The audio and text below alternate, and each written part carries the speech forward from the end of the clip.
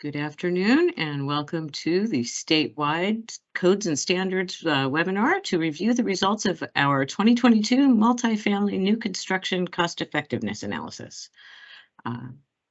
Thank you very much for making the time to join us today. We really do appreciate it. My name's Misty Brucieri and I'm the coordinator for the Utilities Reach Codes program, which is part of the statewide Codes and Standards program. Before I begin, I want to just make sure to let everybody know that we are recording the webinar today, and both the presentation and the recording will be available on our website within about 2 days. Usually we have both available, and we'll let you know. We'll send out a message once we get them posted. I'm here today with our study authors and our lead analyst for residential buildings, Aaliyah German and Ada Shen from Frontier Energy. Frontier worked closely with our TRC team, there are non-residential leads, both Avani Goyal and E.E. Chu, as well as Farhad Faraman. They actually did the modeling and worked with Frontier to get these set up, but Frontier is going to present the results for us today, and they're going to be leading the discussion for most of the webinar. We encourage you to place any questions you have in the chat. If the question can wait, we're going to take a break after every small section and give you an opportunity to ask questions or for discussion. So if your question can wait until then, please put it in the chat. If it's more urgent, if you just have gotten really stuck or something like that and need the presenter to stop, please raise your hand and they'll try to stop quickly so that we can answer your question right away. Okay. The next slide, Aaliyah, please. So I'm going to go ahead and get things started with a quick overview of the Reach Codes program and our offerings, as well as a high-level introduction to the energy code metrics. Those metrics form the baseline against which all of our other measures and packages are compared. After I finish that, I'll turn things over to Ada to walk through the study methodology and the changes to the energy code that will impact the results compared to our 2019 studies. And following that, Aaliyah will review the measures and cost assumptions in the study, and then lead a discussion on the results, which is going to be our main focus. After Aaliyah finishes, at the end of the session, I'll be back to provide just a brief wrap-up summary and direct you to some resources available to support your process. Okay, so next slide, please. What is a Reach Code? I think pretty much everybody on here already knows the answer to that question. But just to make sure that we all are on the same page here, a Reach Code is an ordinance that usually amends the building code. However, it may amend a different code, perhaps a municipal code, a health and safety code, or something like that as well. Reach codes typically require projects to exceed the minimum state requirements. And building code ordinances, building code-based Reach codes, have to be renewed every 3 years with the new building code cycle. We are currently in what we refer to as the 2022 code cycle. That cycle is effective from January 1st of 2023, this year, through 2025, so for 3 years.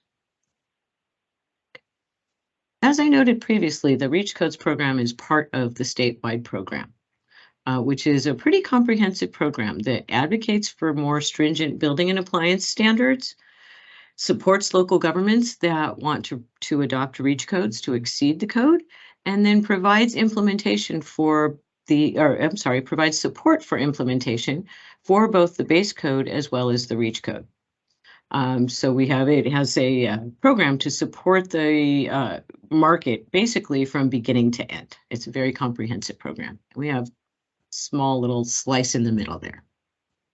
Our primary objective is to support local governments and facilitate the adoption of Reach Codes. So we want to help you do what you want to do. That is our primary objective here. As part of that, we provide a lot of different technical support and resources. One of our main products, and one of the products we're here to talk about today, are cost effectiveness studies that document different pathways that are available to achieve goals cost effectively.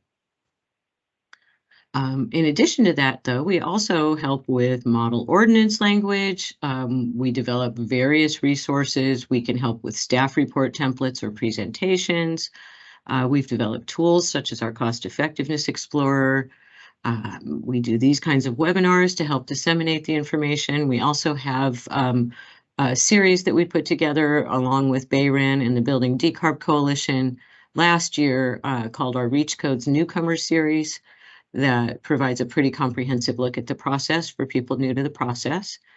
And we will provide other general technical support as requested. We mostly operate upon request, so please feel free to reach out as you start going through your process if you need anything.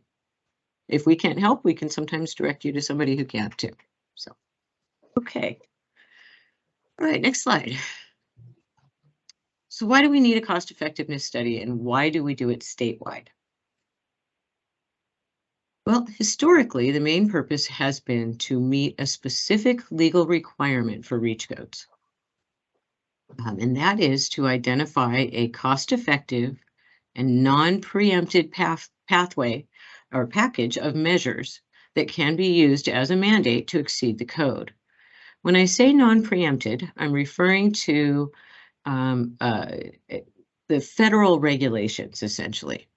The federal government regulates appliances and equipment, most appliances and equipment, and any equipment that they regulate, states and local governments are not allowed to require that people install that equipment with a higher efficiency. You can encourage it, you can provide an option that way, but we can't specifically require it. That would be preempted. So we have to follow the federal efficiency guidelines in all of our work. In addition, we do the study statewide because it really supports kind of a like widely applicable requirements that could be adopted pretty much anywhere. There's variation amongst the climate zones, but because we're not looking for the absolute pinnacle of performance, we're actually looking for kind of a midway point there. These requirements are applicable pretty consistently statewide, so it makes sense to do the study statewide and avoid duplicating that effort across a whole bunch of different jurisdictions each time. The studies use two different cost effectiveness metrics. On bill is one, and that's the customer perspective. That provides basically the customer perspective of their investment and uses the utility tariffs to do the calculation. And the second one is what we refer to as TDV, which is time dependent valuation of energy. That is more of a community or societal perspective and reflects the actual cost of providing that energy. So we look at it in using two different metrics to provide a fairly comprehensive look at the cost effectiveness that way. Because Title 24 is the baseline for new construction, that is our baseline in the studies as well. That is the minimum requirement that any building has to meet in this state. And generally, we try to use pretty conservative assumptions in the studies. Essentially, I think we all know that it's much easier to do things on paper than it is in real life. And so we try to keep our assumptions fairly conservative to allow for that real life unknown situation and still make the requirements reasonable.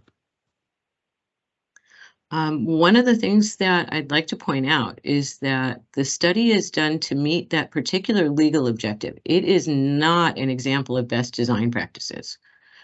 We use the base building as a prototype building. It's a very standard building. You could certainly design a more efficient building. And so this is not an example of the best design practice. It really is intended just for that legal requirement. And it also is not a list of specific measures. We sometimes have to use measures that are not common in order to meet the legal requirement because we're not allowed to use any high efficiency equipment. We have some constraints there. And so we can't use typical measures sometimes. And so we caution anybody as far as using this as a list of measures that you want to require. Some may be applicable, but others may not. Okay. So next slide, please. Oh, you got it. Just quicker than me. Before we dive in, I'm going to briefly review the code compliance metrics that we use for multifamily compliance. Aaliyah and Ada will talk about this a little bit more, but the code completely restructured multifamily occupancies this time, and it gathered them all together in their own section. And so the metrics now are the same metrics as the non-residential compliance metrics. The first is hourly source energy use. And that metric is actually a proxy for greenhouse gas emissions. It actually follows the emissions cycle fairly closely, and so we get a proxy there with our compliance calculations. And the second is, again, that time-dependent valuation energy, TDV energy. That metric is the metric we've had in non-res already. We had that in the 2019 cycle. It's now split into two components, though. There's the TDV efficiency component, which looks at the impacts of all the different efficiency measures. And then there's the TDV total, which also includes the impacts from PV and battery storage. So you see the total picture with that. And so between the two metrics, we achieve a little bit of a balance between a cost-effective and efficient emissions efficient also building. And so that's the balance that the Energy Commission is trying to reach here. The results from compliance, the absolute values of the numbers vary pretty much all over the board. And so when we talk about a reach code, we generally focus on the margin. So we're looking at the difference between the base code and the package that would be the reach code requirement. For non-res and multifamily, that's typically expressed as a percentage. So what you'll often hear is a reach code requires 10% beyond, or something like that, a 10% reach or a 5% reach. And that's because those absolute values vary all over the board, and they really don't produce consistent results if you rely on them. So looking at the margin is really the place to be here. Also, just want to note that in almost all cases, you can add efficiency, renewables, and load flexibility to a base package to increase both the impacts of that ordinance as well as improving the cost effectiveness. So always a consideration that it could be in the ordinance, or it could be done by the at the project level as well. Okay, so with that, I'm going to hand things off to Ada, and she's going to go through the methodology.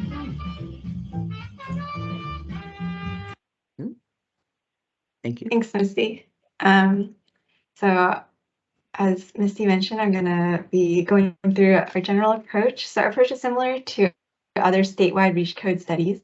For package development, we leverage work done through the 2019 multifamily new construction reach code analysis and the 2022 and 2025 statewide code cycle development done by TRC. Our baseline was developed using the 2022 prescriptive requirements as a starting point. And all our modeling was done with CBEC to find measures, to model the measures and find cost-effective packages. We also updated measures and costs and evaluated cost-effectiveness over a 30-year analysis period based on on-bill and TDV cost-effectiveness. And just to echo some of what Misty said, on-bill cost-effectiveness is based on utility data. It's essentially cost effectiveness from the customer's point of view. And TDV is that code compliant metric that aims to incorporate societal and environmental impacts into the cost of energy during a given hour of the year. So we'll use these two metrics to evaluate cost effectiveness. And our focus for this analysis will be on the dwelling units and common area spaces rather than commercial spaces. Next. The multifamily building prototypes. In 2022 code cycle, the CEC adopted 4 new multifamily prototypes. And we decided to focus our analysis on the 3-story, 36-unit loaded corridor and 5-story, 88-unit mixed-use prototypes shown here, because according to the 2019 multifamily prototypes report by TRC, the 3-story and 5-story prototypes together make up 91% of new construction multifamily buildings. So we'll be using those for analysis. Next slide. So our analysis baseline, as mentioned earlier, we use the 2022 prescriptive requirements as a starting point for determining our baseline. So that looks like modeling individual heating and cooling systems, a gas central water heating with solar thermal, and all equipment that meets federal minimum efficiency requirements where it's a covered product in order to avoid federal preemption. And in-unit electric cooking, clothes drying, as well as PV with new PV requirements for 5-story and battery for 5-story. Next, we have our packages. So these are the packages we analyzed.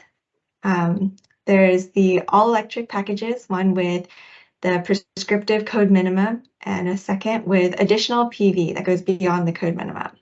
For mixed fuel, we have the mixed fuel is essentially just gas water heating in those cases, and we'll explain that in a little bit more detail in a further slide. And then we have a few more packages, one with added efficiency measures, and then layered on PV and battery. And just want to reiterate that the PV and battery systems that we have included in this slide are above the minimum, the code minimum requirements.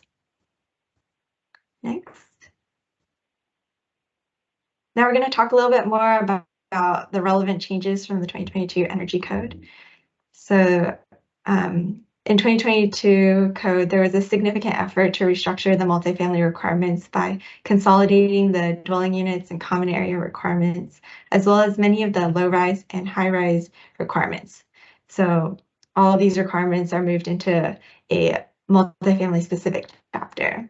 And the goal of this effort was to simplify compliance and enforcement and create equity across multifamily building types, regardless of the number of stories, through unified requirements, and establish a framework for which the Energy Commission and statewide case teams and other stakeholders can investigate energy efficiency solutions unique to multifamily buildings and distinct from single family or non-residential buildings in future code cycles. Next slide.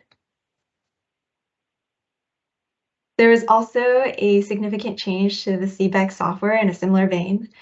Previously, the low-rise was evaluated within CBEC Res and high-rise within CBEC Com. There are different requirements, also different operational and occupancy assumptions, but now all multifamily buildings are evaluated in the same software. The CBEC Com is now rebranded as CBEC, and it handles multifamily and commercial buildings. The CBEC Res engine was brought into CBEC, so the dwelling units and common area spaces in the multifamily buildings are run with the CBEC Res engine, which is the California simulation engine. And this is a pretty significant undertaking, and so our analysis is using this. Now we're going to talk a little bit more specifically about some of these code changes. While there are many changes for multifamily buildings, particularly for 4-story buildings as a result of the restructuring, we won't cover all of these changes, but just wanted to highlight some changes relevant to understanding our results today. So one of those is the heat pump space heaters are now prescriptively required in all climate zones except the 3-story climate zone 16 will be modeled with a gas furnace, and the 5-story climate zones 1 and 16 is modeled with a dual fuel heat pump. For mandatory requirements, there's pre-wiring required where gas appliances are installed, and higher ventilation rates for gas stoves. And just also want to note that the performance approach for the heat pump water heaters are now compared to a heat pump water heater baseline, where previously it was compared to a gas furnace. So now I'll be handing it off to Aaliyah to cover costs and results. But before that, we wanted to pause for any questions. So feel free to drop it in the chat or unmute. Any questions? There was one question in the chat about whether we're using NEM 3.0, which I dropped a response in, but we will be talking about this a little bit later in the presentation as well.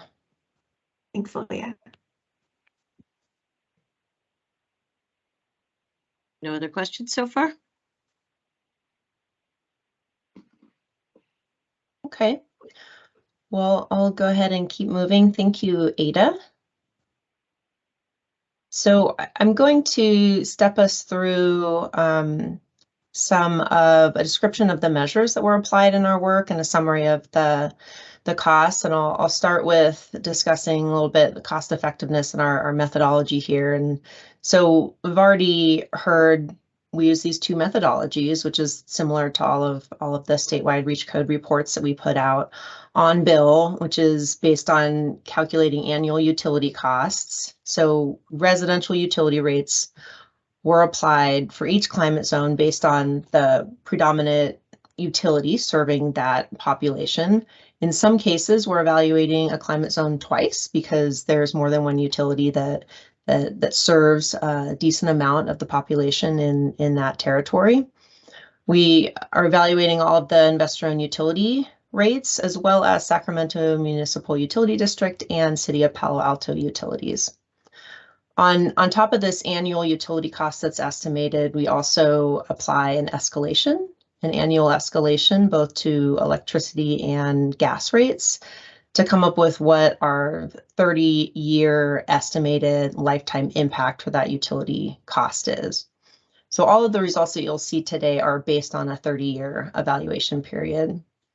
And that other methodology is TDV, which we heard both Ada and Misty introduce. So the two metrics that you'll see our results presented in today are benefit to cost ratio.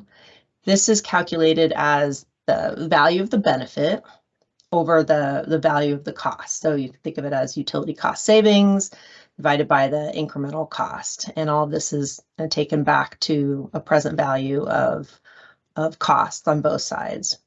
A value greater than 1 means that something is cost effective. Net present value is a different way of looking at cost effectiveness, but it tells us something similar. And it's the difference between that value of the benefit and the value of the cost.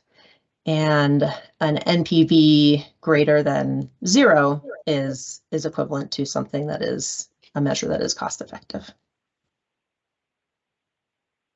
So I'll step through the measures that we've evaluated and summarize the incremental costs that were applied in our work. All of these incremental costs that we'll show are lifetime, so it's over that 30-year period. And that means that it incorporates first cost. So when you're building the building, what is the first incremental cost? As well as any replacement or maintenance costs that may occur over that 30-year period. So in the case of water heating, we are assuming that there's equipment, there's storage tanks that are going to need to be replaced over that 30-year period, and that is all incorporated. So on water heating, we are evaluating in our base case a gas central water heating system. It has solar thermal that meets the prescriptive requirements. So that's a 20% solar fraction system in climate zones 1 through 9 and 35% in climate zones 10 through 16.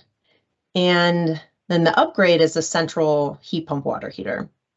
The designs and the costs that we've applied in this analysis were based heavily on work that was done in the 2022 statewide code cycle, and that is also currently now being updated as part of the 2025 code cycle by the CASE team and led by TRC.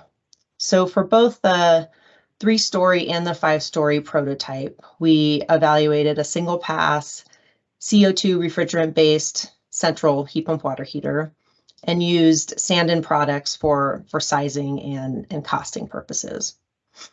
So per unit lifetime incremental costs range from, you can see on this table, about $950 to $1,400. And the difference in each of the prototypes is really the base that we're comparing against. In the climate zones that have a higher solar fraction in the base case, then the incremental costs are slightly lower because that base case cost is somewhat higher. For space heating, in most cases, we are not evaluating anything related to heat pump space heating in terms of a measure, because we already have heat pumps as the base case in most climate zones. There's a couple of exceptions. So in multifamily buildings, 3 stories and fewer. In climate zone 16, the base case is a gas furnace. So in that instance, for our 3-story prototype, we're evaluating an upgrade to a heat pump. For multifamily buildings, 4 stories and higher, the base case in both climate zones 1 and 16 is a dual fuel heat pump. So it's a heat pump as primary heating, but has gas backup. So you'll see that our costs here are red, and that means negative. That means that we're estimating cost savings going from our gas scenario to our heat pump scenario. And this is largely a result of labor savings from eliminating the need to run individual gas lines to each apartment, and also eliminating the need to provide combustion venting for the combustion of fuels at each unit. These gas infrastructure costs represent the cost to provide gas infrastructure to the building and are incorporated as cost savings for our all-electric scenario. So these costs shown here include service extension, meter costs, plan review. They don't include gas infrastructure or electrical infrastructure, for that matter, for individual measures. So as we were talking about with the gas furnace in the last slide, the cost for providing any additional electric service there and removing gas infrastructure for that particular measure is incorporated in the measure. And this here represents what it costs, or what you would save in an all-electric building by eliminating the infrastructure to the building in its entirety. So there's 2 scenarios. One is if we only have gas that's provided to a single meter for the central water heating, and that's much lower than if we also have a base case where we're providing gas to each individual apartment. And there's much additional savings in that scenario because we can eliminate the individual gas meters for each apartment. And I guess one point to make here is that if any of you are familiar with the single family analysis, the gas infrastructure savings are a pretty significant part of the total cost piece, and really do drive the results. It's not so much the case in multifamily and also in commercial buildings, because these costs are spread over multiple units or multiple users.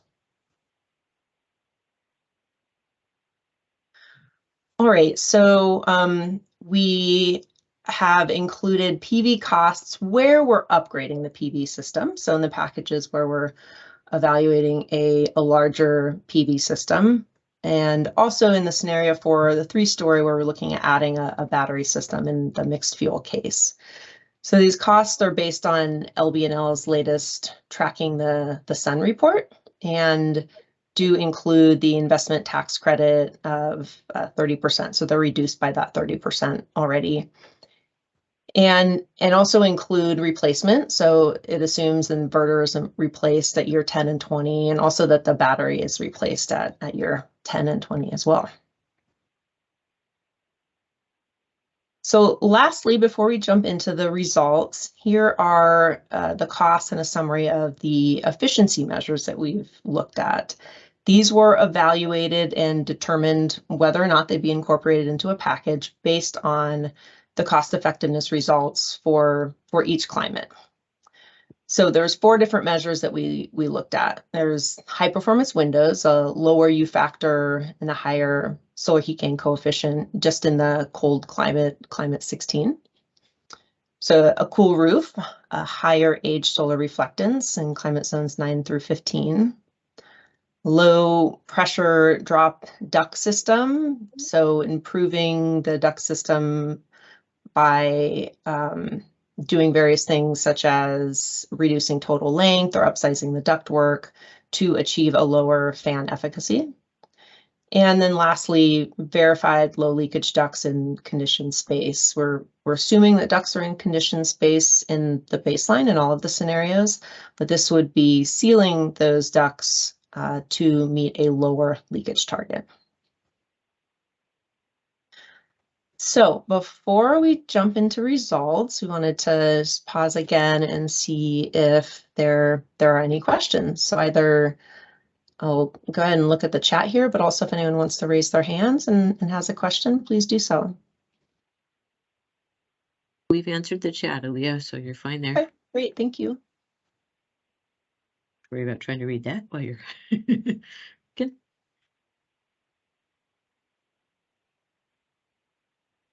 Well, if there's no takers, I will just keep moving on into the results then. Okay, so I'm going to show a series of tables that look like this. So let me just take a moment to introduce it. You'll see results for 16 climate zones, but we do have more than 16 scenarios. I mentioned earlier that in some climate zones, we have more than one utility that serves a portion of the population there. So there's a handful of climate zones where we have a couple of different utility situations that we're looking at. The TDV results don't change between two utility rows for a particular climate zone, but the utility on-bill results certainly do. We're reporting source energy compliance margin and efficiency TDV compliance margin. So these were two of the three compliance metrics that Misty introduced at the beginning of the presentation. And then lastly, the last four columns are our cost effectiveness results. So there's on-bill and TDV. All of this is presented on a per dwelling unit basis. There's the benefit to cost ratio, so 1 or greater is cost effective, and then there's the net present value, so a value of 0 or higher is cost effective. And we've highlighted these to make it a little bit easier to see. So anything that's green, hopefully you can see this well enough on the screen, but the green cells are cost effective and the red or pink cells are not cost effective. So what we see for this case, this is our 3-story all-electric prescriptive. So what's being compared is electrification of that central water heating. In climate zone 16, additionally, we're also looking at electrifying the space heating, so going from a gas furnace to a heat pump. And we're seeing that based on TDV, this package is cost effective across the board statewide. Based on utility bills, it's cost effective in a handful of scenarios. We do see generally in almost all cases an increase in first-year utility costs going from gas water heating to electric water heating. The two exceptions are in Palo Alto and in SMUD territory. That being said, we still may see lifetime savings as a result of the escalation that I mentioned earlier. So applying assumptions for how utility rates are going to escalate over time. In some cases, we do see lifetime savings for the electric case, but how that all rolls out in terms of cost effectiveness, you can see here on under the on-bill category. So then we layer on PV. And so this is the same all-electric package, and we're just increasing the capacity of the PV system to offset 100% of the electricity use. And you can see that the cost effectiveness improves quite a bit. And now we have every case that is cost effective on bill, so based on utility bills. So the one caveat here is that this is based on NEM 2.0, the net energy metering tariff that's been in effect for a while. And we're all aware that that's going to be changing fairly soon, and the new net billing tariff will be in effect. We did not have time to gather all the new details and information on the net billing tariff and evaluate this. We wanted to get these results out to all of you and publish this report. We were able to do a little bit of a sensitivity analysis on some, not on the cases that we're presenting right here, but on some other cases. And yes, a case with PV will show reduced cost effectiveness. However, we see fairly reasonably large net present values for these cases, and we wouldn't necessarily expect these packages to drop out of being cost effective. However, we would need to evaluate that to be able to make any clear conclusions. So when we get to the end of the results and the summary, we'll have some questions for you all about what is important for you to see in terms of the ordinances that you're all considering. So now Julia? this is, yes. Excuse me, sorry to interrupt you. Before you Yeah. move to the 5-story case, we had a couple of questions I think that might Okay. be helpful for folks. One person asked, did you say that the heat pump you ran uses a CO2 refrigerant fluid as compared to the more common R22 HFC? So this is for the heat pump water heater. Yes. So larger heat pump water heaters come in a variety of different, based on a variety of different refrigerants. And there's a handful of ones they're coming out. There's one CO2 based that's been around for a while, Sandon. There's a couple of other ones that are CO2 based that have come out, are coming out around now. And they do have quite a bit of improved efficiency. And in some cases, actually in some of the sensitivity that we did around a couple of different products, lower cost as well for the system. So that's kind of in a nutshell why we landed using that type of system. It does, but just one point of clarification, it does apply to the heat pump water heater, not heat pump space heating. Excellent. Joe, did that answer your? Yep, it did. He said thank you. I was going to say, did that answer your question? We had one more question also from Kevin Gillerin. How do you assign costs to the TDV case? So Kevin, are you asking about the incremental cost and how that's applied in the cost effectiveness calculation, or how do we calculate the cost benefit of TDV, essentially? I don't know if you mind either typing in that clarification or going ahead and unmuting. Yeah, I was just asking about the value in the net present value column. Where does, the on bill, I'm assuming it's using the rate case applied to the annual kilowatt hours, on a daily, monthly type basis. But how do you assign it to TDV values? Yeah, thanks. So in both cases, I'll step back one step. The net present value, actually, let me come back. This might be a little bit clearer. The net present value that's being presented is the present value of the benefit less the present value of the cost. So that's the same for both on bill and TDV. In both cases, this cost piece is the same. The cost piece is, what is the incremental cost for that measure, right? In the TDV case, the benefit is the calculated energy cost savings based on TDV and the CBEC software. So it's entirely based on the California Energy Commission's methodology using the TDV hourly multipliers, and it's an output directly from the CBEC software. Does that help?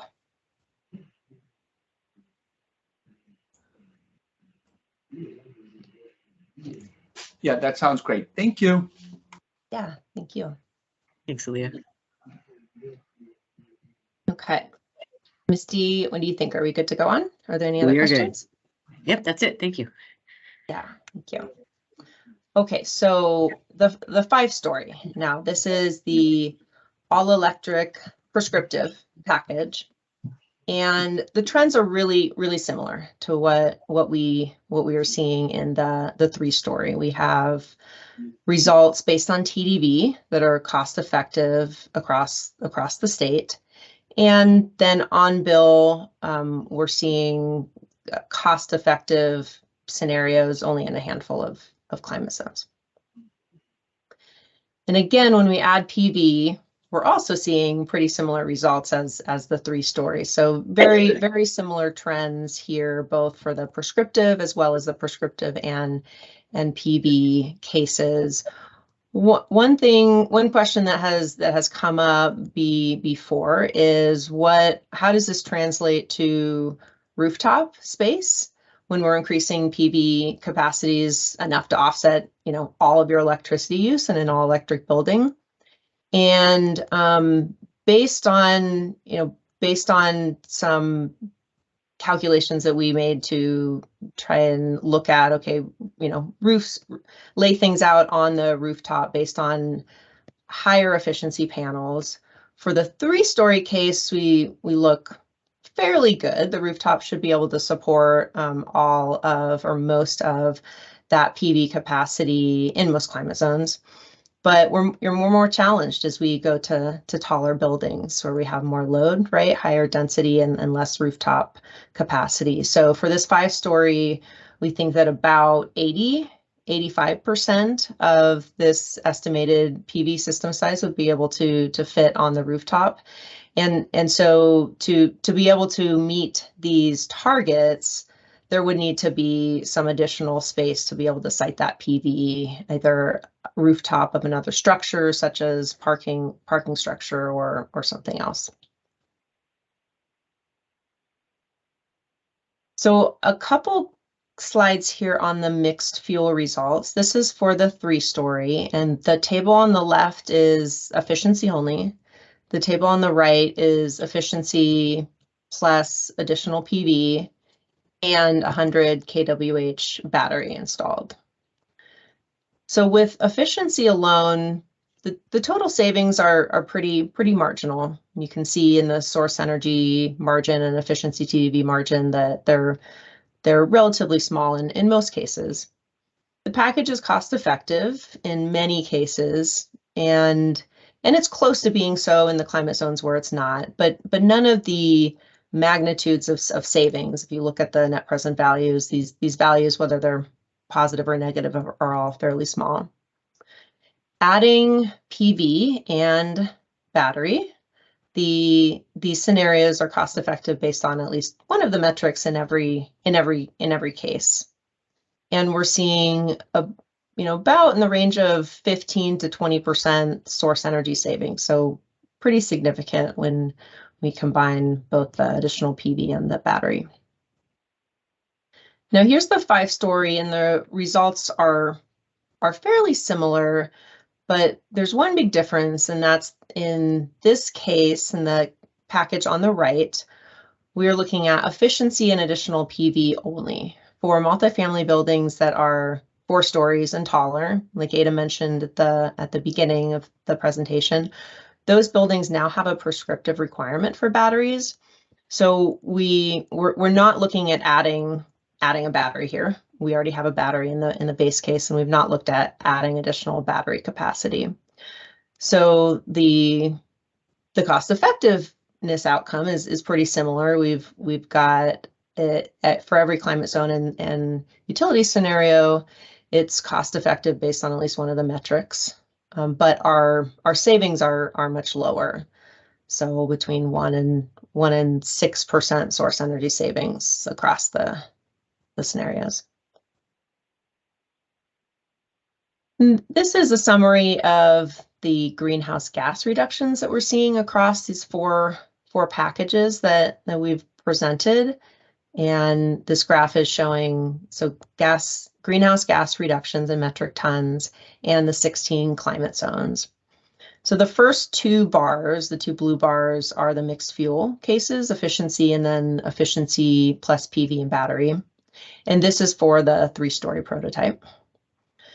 And then the next 2 bars are the all-electric code minimum, and then the all-electric prescriptive case with PV.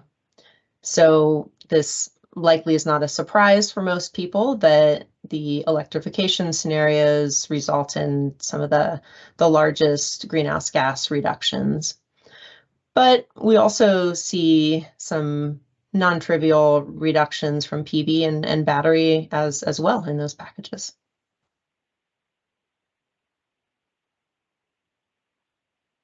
Okay, I have a couple of summary slides and then we'll have some discussion, but I do see one question in the chat. What is the PV baseline requirement for multifamily?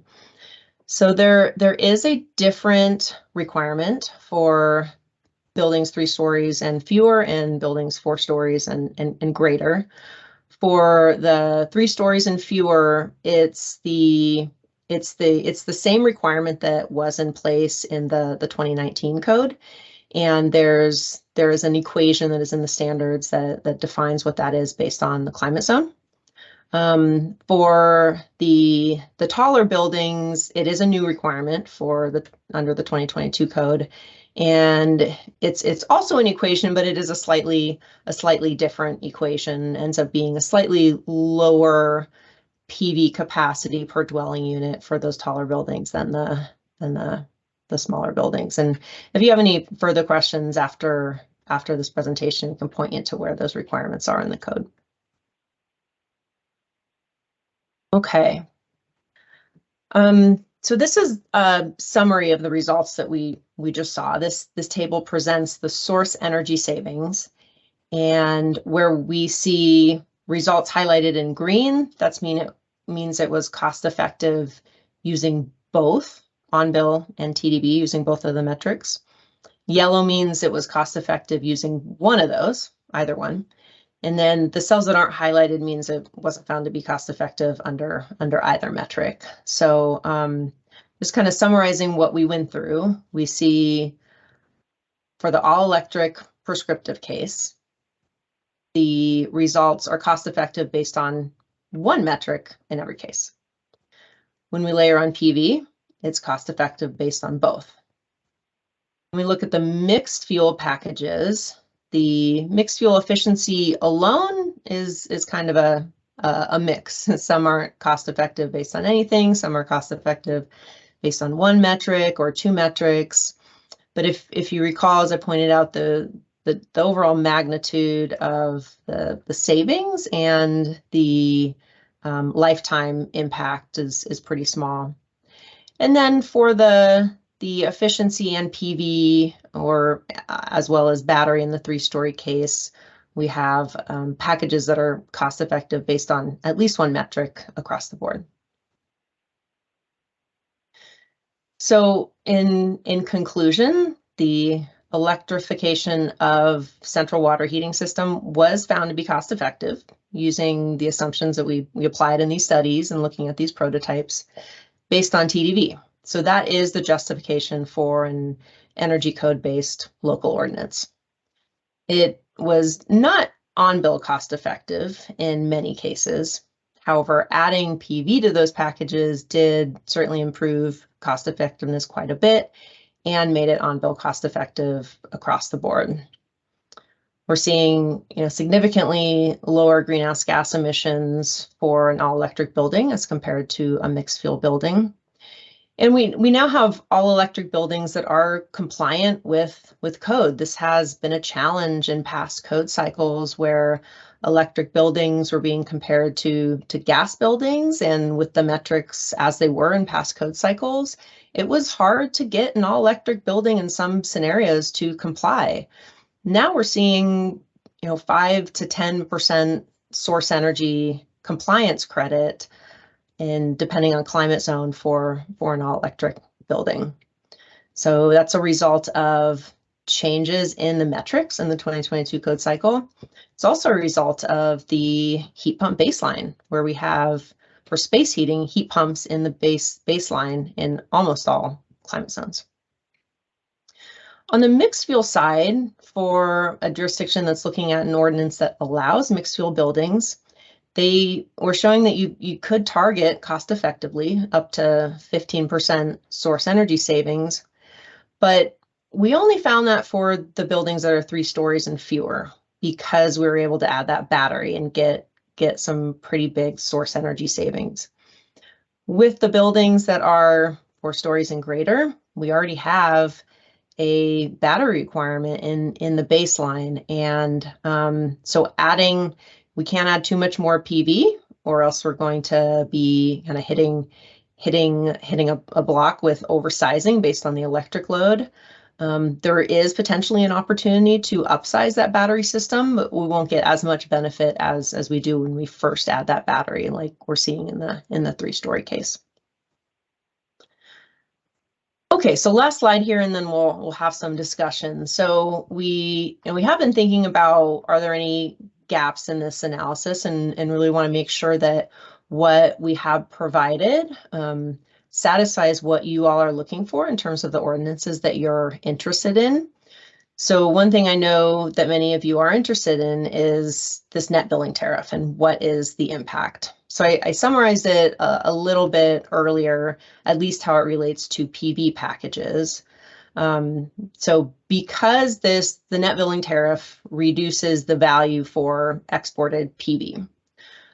So when we're looking at these packages that have additional PV capacity and are quantifying the value of that, the cost effectiveness will go down for those packages. One question that we have is anyone looking at requiring above code PV for multifamily buildings.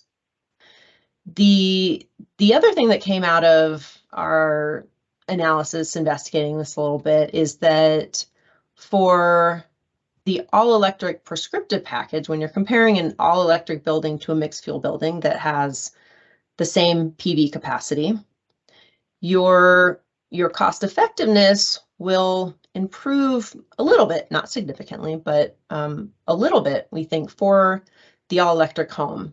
And the reason for that is that if you have the same PV capacity, you're able to utilize that PV on site more. You have, with an all-electric building, you have more on-site load. So you can utilize that PV on site more and you don't have to export as much.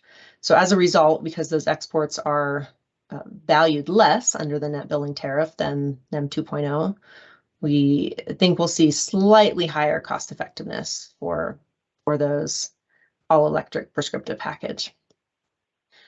The other thing that came up was that for central water heating, there's instances where residential rates might be applied in a real building, and there's also instances where commercial rates might be applied. This analysis is based on using residential tariffs, and we did a little bit of a sensitivity analysis in the 3 IOUs that looked at what is the total utility cost impact, residential versus commercial tariffs for central water heating. And in a couple of the cases, it looks that we might have slightly lower costs with the commercial tariffs than with the residential tariffs. And so just looking for some feedback on if you think this might be applicable in your jurisdiction and whether this is looking into this more and doing an analysis that showed the comparable results using a commercial tariff, if that would be of interest to you. So with that, why don't we open up the discussion? Maybe if we can try and focus on responding to these couple of questions first, and then I think we have a good amount of time for any other ideas, as well as questions or feedback and discussion on the results. Okay, so far no one is considering requiring additional PV that has entered that in the chat right now. Is there anyone on the line here that is considering that requirement? I see your note, Corey, that you're not considering mandating it, but that you do use the information. Oh, there you are. Yeah, so I was gonna say, and I don't know how unique to SDG&E service territory this is, but on-bill impacts are really important for our council. And so, if we can take them in ordinance and say, yes, the prescriptive ordinance that we're adopting is not on-bill cost effective, but here's a clear path for builders to create that on-bill cost effectiveness. That's a lot. That's a kind of a more comprehensive proposal rather than just saying this is not cost effective and we still want to do it. So even though we're not requiring it, I think there's a lot of value in showcasing what the impacts or what the potential are for builders to add to do with additional solar. Okay, great. Thanks, Corey. That's great feedback to hear. Great. And Michael has added that Culver City may be, it may be relevant for Culver City as well. So Okay. we do have at least one jurisdiction in Northern California. They're not on the line today, but there is one more jurisdiction that's considering a requirement as well. Anyone else thinking or considering that requirement?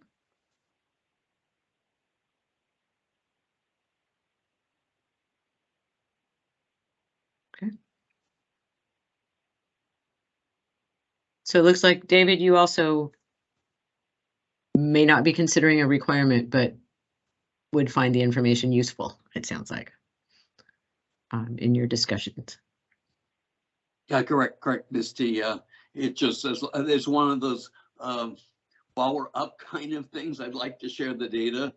There's a couple of things that Alea mentioned, particularly cool roofs. So it's largely existing, as you know, but I'd like to sort of see, as long as I'm writing a reach code, what else I could potentially throw in there to say this works for our climate zone. And DCE, wearing my DCE hat, we're looking at a potential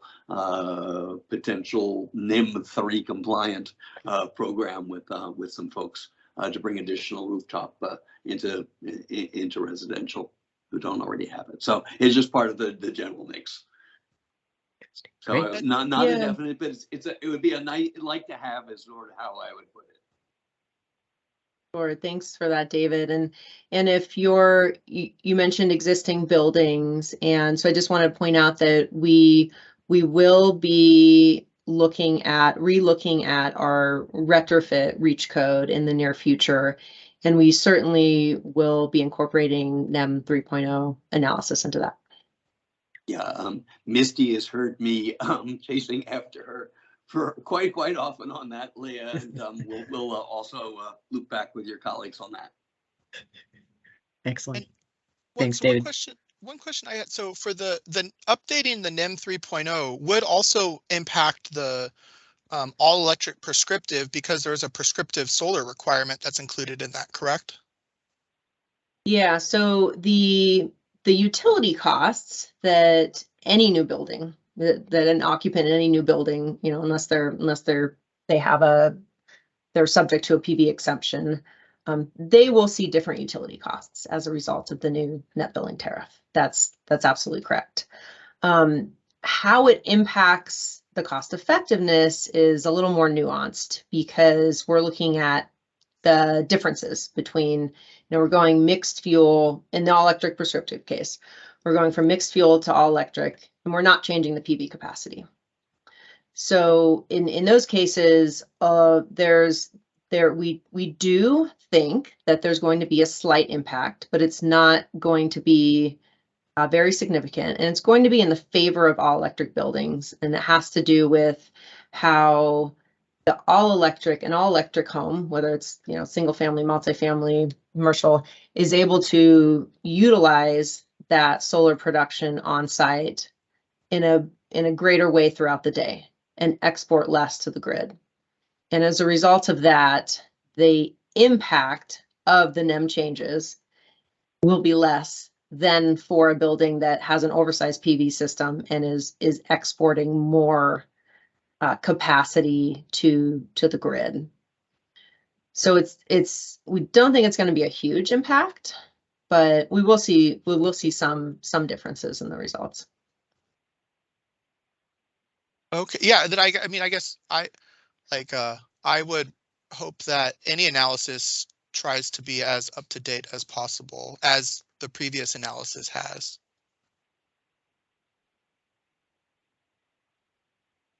Okay, and Tom Cabot has added a couple of explanations in here. I don't see a question there, Tom, but actually great explanations of NEM 3 and the impacts. Absolutely. Thanks, Tom. You didn't have a question, did you, Tom? Okay. No, I was just agreeing with you guys and trying to write out explanations of ways to visualize the difference between NEM 3 and NEM 2. NEM 2, which overcompensated exports from the property, NEM 3, which doesn't overcompensate them. Indeed. That was a very, very clear explanation, actually. I like that. And I get maybe that's like really good for very technical staff, but typically I just present the results of the cost effectiveness studies and say like these are the results from the expert studies. And so it's a lot harder if I have to say these are the results, but this is what we think will actually happen, and start explaining like the difference between small solar systems and large solar systems at the dais. So I think that as much as we could get in the actual results would be really helpful for not technical staff like myself. Yeah. Got And it. And yeah, I didn't think you'd present that at the dais, Corey. Yeah. I wouldn't want to do that either. Yeah. And in a nutshell is the takeaway. I think what you can take away from this is that the all electric prescriptive results won't change much. If they change, they will look a little bit better. The packages with PV will change. And if you do want to present those to your council, then we probably do want to look at updating the results for those scenarios.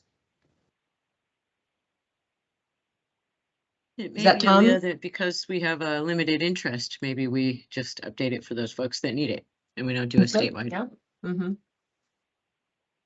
Yeah. Sorry, I Tom. talked This over is you. Tom. I was wondering if it made any sense to try to generalize any analysis that shows how large a solar system is about right to self-consume, or to let an all-electric building self-consume its output. And so then that would kind of give a jurisdiction an idea of what is the upper end of a additional PV requirement you might want to pass. Because I think what NEM 3 did was it made large solar requirements not cost effective to impose on buildings. But all electric, as you keep pointing out, all electric codes help you self-consume some solar. So how much more solar is that? Yeah.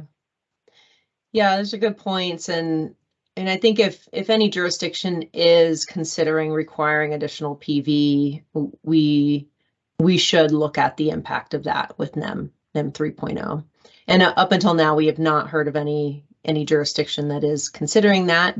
But hearing the feedback here that, Corey, while you may not be considering it, it's really important in your presentations to council. That's great feedback to have. Yeah, I was just going to add that I think we should all be focused on bill impacts, because that's that's what the impact that users feel. And so, I think that's an important thing to consider, not just the TDV. Mm-hmm. Yep.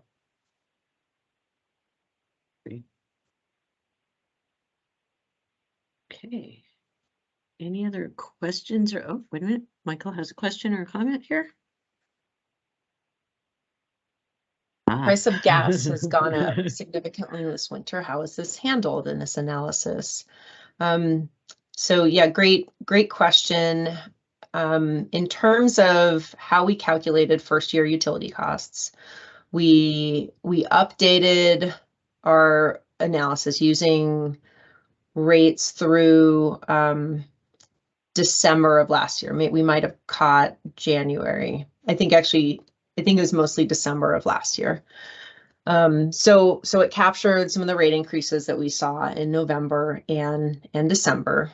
Then I talked about escalation, right? So this analysis is over 30 years, and we have to assume something for how electricity rates and gas rates escalate over those 30 years. The reality is that we don't really know what is going to happen. So in absence of perfect information, we applied the CPUC en banc proceedings that were in 2021, towards the end of 2021, I believe. They had some estimates of escalation for electricity and gas singularly through 2030. So we applied those through 2030 and then used California Energy Commission assumptions beyond 2030 for the balance of the 30-year analysis period. the analysis is very sensitive to those assumptions, right? When you're looking at electric versus mixed fuel, at least. So what you assume for how electricity escalates and how that compares to how gas escalates it impacts those lifetime savings. And we are constantly looking to see if there's better data available that we think is robust, that we can rely on to update that analysis. And we're also regularly updating, when we do these type of reports, updating the first year utility cost calculations based on, the most recent utility rates that are available at the time that we're doing the calculations. So Michael, hopefully that answers or partially answers your question. There's a lot to that. So if you have any follow-up, please feel free to put that out there.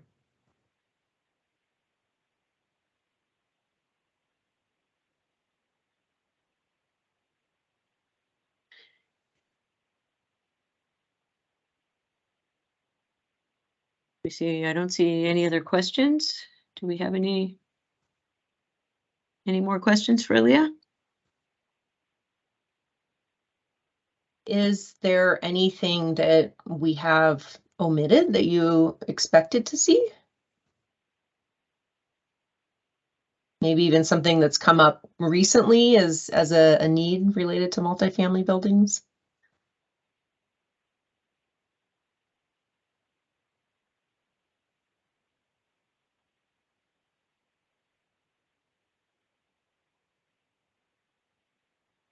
So Michael, a question about substantial remodels. So I mentioned earlier that we will be revisiting our residential retrofit analysis in the near future. Substantial remodels, depending on how substantial they are and how that is defined by the jurisdiction, may fall into more of an alteration category, or it may fall into new construction and may be required to meet the new construction requirements. So Misty, I don't know if you have anything that you want to add to that. Yeah, we found it is very jurisdiction specific how the substantial remodels are treated. Oftentimes there is a threshold above which substantial remodels will be considered new construction and then have to comply with the new construction requirements or the REACH code. There are many different definitions of a substantial remodel, and so if you are considering adding those into your ordinance, I highly recommend you talk to the building official. There are existing definitions that the building official already has to use, and what we've discovered in our experience now is that there may be even conflicting definitions within a jurisdiction sometimes. So we want to try to avoid adding any more confusion or yet another definition. And so trying to be consistent with whatever the definition that is in use at the jurisdiction is really what we recommend. We do have a document, if you'd like to take a look at it. We did a little bit of a review here. Actually, Amy Dryden did it first, and then we added on to it a little bit. Of the different types of language that we found in different ordinances across the state. So we have a few different examples of how people have treated that, whether it's based on value or floor area or removing exterior walls or things like that. So I can drop that link in the chat in just a moment. That answer your question, Michael? Yeah, well, I'm wondering, so you have a separate analysis that covers retrofits.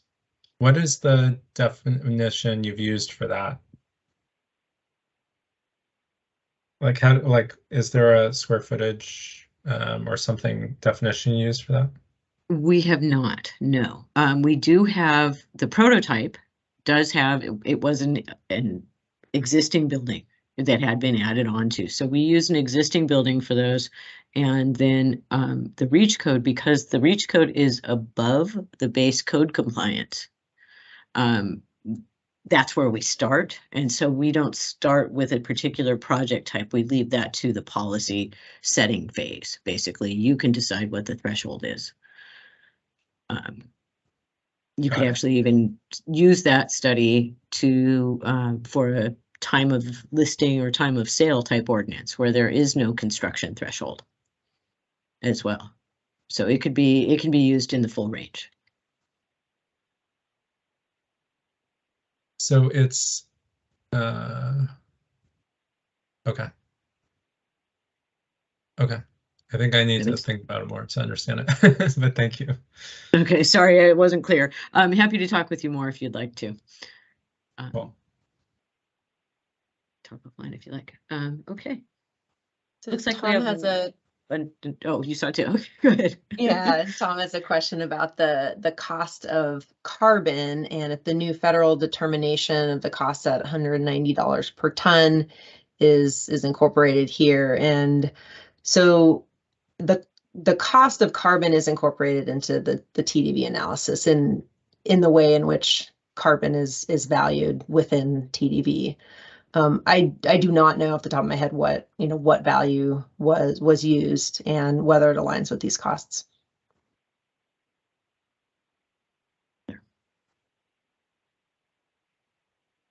Okay. See any other questions? Comments?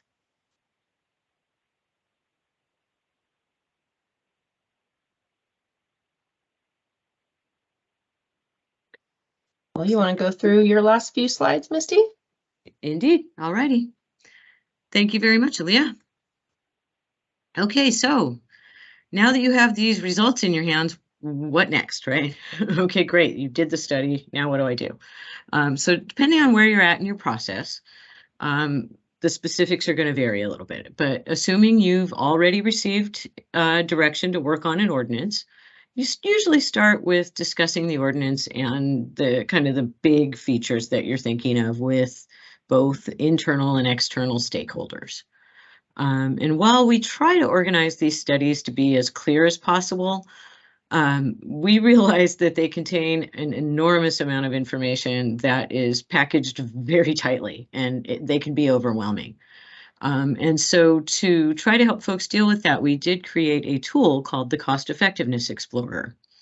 And that tool pulls all of the relevant information out of the report for you. So it takes your jurisdiction-specific results and displays those for you so that you don't have to dig through all the tables or the other data to find the right climate zone or measure information from the tables. We are currently working on getting that data into the Explorer right now. So we expect that to be ready within the next couple weeks. But we're in process with that right now. So I apologize that I don't have the data to show you right at the moment, but it will be there shortly. The tool can actually help you also, basically it can help you look at different policy options that you can then compare and contrast and estimate the different impacts, both on energy costs and also on emissions, and see what the different impacts of different variations of the studies or of the ordinances are. You can download model ordinance language. The other thing that I find really handy is near almost every field in the tool, there's a little information button that actually has excerpts from the report included. And so it will define different measures and things like that. So you can get information very easily. And lastly, you are able to share the results really easily with your colleagues. So you can facilitate these discussions pretty easily by just sending a link to a colleague. I highly recommend that you schedule a 15-minute walkthrough with the developers. And you can do that at explorer@localenergycodes.com. They can go through it in about 15 minutes and get you up and ready to roll. And it's something I really highly recommend. So In addition to all of the results from the study, one of the handy things with the tool is that you can also see the forecast for citywide results. So you can really look at how that's going to impact the whole community. Okay, heading to the next slide. Let's see, I already told you we're working to incorporate those. So this is kind of a busy table, and I think probably many of you have seen it already. But once you start thinking about the ordinance, there's several different options for how you can structure it, depending on your goals in your jurisdiction and the specifics in your jurisdiction, what your jurisdiction is looking to do. Generally speaking, these are the four main formats that we see most commonly. And so I'll just walk through them kind of quickly. There's the efficiency and renewables option. That historically was the way to go. That was the one way to go, where you modified the energy code. And that requires projects to exceed the energy code. It's a little bit less common now for new construction, although we are seeing some ordinances that focus on efficiency recently. There's been a couple of cool roof ordinances that have been passed. And then also many people looking at ordinances for existing buildings are looking at the efficiency aspects as well. So that's one way to go about it. An optional approach there is to require that only mixed fuel projects exceed the code. And Aaliyah mentioned this earlier, that's that electric preferred approach. And basically that would be, it's a setup to encourage all electric design, but not require it in many cases. So you still allow people to have the choice, but if they choose a mixed fuel design, then then the building has to perform better than the minimum. The most common way we've been seeing this used in 2022 so far is actually not to allow natural gas, but to require mixed fuel projects that receive an exemption from an all-electric requirement to exceed the code. So you still have the all-electric requirement, but nearly all of the ordinances have some exceptions. And so if a building gets an exception, then you could use this method to require them to exceed the code. And so what that might look like would be perhaps the low-rise multifamily unit here. Perhaps if there was a mixed fuel building, it could be subject to that source energy margin and would have to then maybe install extra PV and possibly a battery. Battery would really probably be the most helpful thing there. So the most common format we're seeing, the most common structure in this 2022 cycle is this electric only format. And you have a couple of choices about the way that you can do this. There's actually two paths. Most jurisdictions are choosing to use the path that is a building code amendment, which is amending CalGreen. But there is another path, which is amending a municipal code, such as the Health and Safety Code. And the basic difference between the two, besides one amending the building code and another amending a municipal code, is that the municipal code amendments tend to focus on the gas infrastructure, whereas the building code amendments tend to the requirement is associated with the building.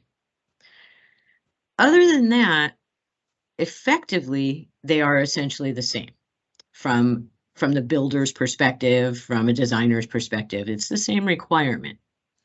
There is one more difference in that any building code amendment has to be renewed each building code cycle. So every 3 years, you have to renew it. However, a municipal code amendment does not have to be renewed on a cycle like that. It doesn't mean you can just pass it and leave it. There are still periodic reviews for these kinds of ordinances at the local level, but they aren't on that same schedule as the building code cycle. So it's not as regimented, and you can review that more on your own schedule. Lastly, those of you that know me know this broken record. The most impactful structure would be efficient electric. So efficient all electric only. It is the most impactful, but it also is the most aggressive of the options and could be challenging for some, as Aaliyah has pointed out. So there's a little bit of a balance that you have to achieve here. And where you land will really vary depending on your jurisdiction. For multifamily, as Aaliyah had noted before, the most likely candidate, if you were going to look at something beyond code, would be in that source energy category for the low-rise residential buildings. So if you had mixed fuel low-rise res buildings, most likely in order to meet that margin, they would have to install a battery. And so you would at least be getting some emissions reduction and some grid benefit from them. So that's one possibility there. The all-electric buildings tend to have an easier time meeting that margin, as you saw in the results. Other considerations might be the type of construction and the volume of new construction in your jurisdiction. If you have a lot of new construction that you're anticipating over the next few years, you may want to ensure that it is of the highest quality. And so you may want to require that there is that lift. On the other hand, if you have a lot of folks that are really struggling with the all-electric design, you may want to just look at a minimal requirement. So I know that's a little bit nuanced, but it really is going to depend on your specific jurisdiction and the needs of your jurisdiction. It really isn't a one-size-fits-all kind of thing right now. So just wanted to kind of point out that you do have a lot of different options. That said, our team, as well as many other teams, there are several regional energy networks, RENs, available that are working in this area, as well as several different CCAs, community clean aggregators or community clean energy organizations that are available to support you through the process. So you're not alone. I highly encourage you to reach out to us. We all talk a lot, and so if one of us can't help you, we can refer you to someone else, and there's really a really great network of support to help you get through the process. So do reach out if you have any questions or comments. There's help available. So that pretty much concludes our standard presentation. We still have a couple of minutes if you have any questions. And there is, Aaliyah, if you could just pop to the last slide really quickly with the links on it. It's probably do you see it, the thank you slide? No, there should be in the appendix. There's a slide with links. I think the very last one. There you go. Yes. There are several resources available that I wanted to let you know about here. There's our site, there's the Explorer. Here's where you can get the report or an executive summary. We have many implementation resources available, model ordinance language, checklists, all kinds of things, as well as the newcomer series that I'd mentioned. And then there's also this information about the multifamily restructuring in Title 24 and some of the information about heat pump water heaters and things like that we've discussed.